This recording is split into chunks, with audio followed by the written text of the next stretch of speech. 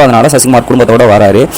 பிழைப்பை தேடி வரவர் வந்து அங்கேருந்து ராமேஸ்வரத்தில் வந்து அங்கேருந்து சென்னைக்கு வராரு. அதில் வந்து மாட்டிக்கிறாரு. போலீஸ்கிட்ட கேட்கும்போது இல்லை யோகி பாபு தான் சொந்தக்காரரு, அவர் மூலியமாக தான் அப்படின்னு சொல்லிட்டு இங்கே வந்து வேலை பார்க்கணும் அப்படி இப்படின்னு சொல்லி இங்கே வராரு. ஆனால் வீடு பக்ஸு போலீஸ் ஆஃபீஸராக இருக்காரு. அவர் வீட்டுக்கு மாடியில் தான் வாடகைக்கு இருக்காரு.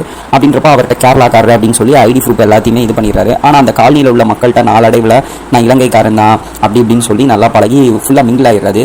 ஒரு டைமில் வந்து நமக்கு தெரிய வரும், ஆக்சுவலாக இவர் வறுமையின் காரணமாக வரல, அவர் மகனுடைய ஒரு காதல் சம்மந்தப்பட்ட பிரச்சனையின் காரணமாக வந்திருக்காரு நமக்கு தெரியும். ஆனால் அங்கே உள்ளவங்க எல்லாத்துக்கும் இவங்க வறுமையின் காரணமாக வந்த மாதிரியும் பஞ்சம் பழைக்க வந்த மாதிரியும் அப்படியே காட்டி அந்த கதைக்களத்தை முடிச்சிடறாங்க. கடைசியாக அந்த இதுக்கப்புறம் வந்து ராமேஸ்வரத்தில், அதாவது அவங்க வந்த டைமிங்கில் ஒரு குண்டு வெடிக்குது. இந்த இதுக்கு காரணம் சசிகுமாருடைய குடும்பம் தான் அப்படின்னு சொல்லி போலீஸ் தேட ஆரம்பிக்கிறாங்க. கடைசியாக அதை ரமேஷ் திலக்கு காட்டி கொடுத்தாரா இல்லையா, அந்த குடும்பம் என்ன ஆச்சு அப்படின்றது தான் கதைக்களம்.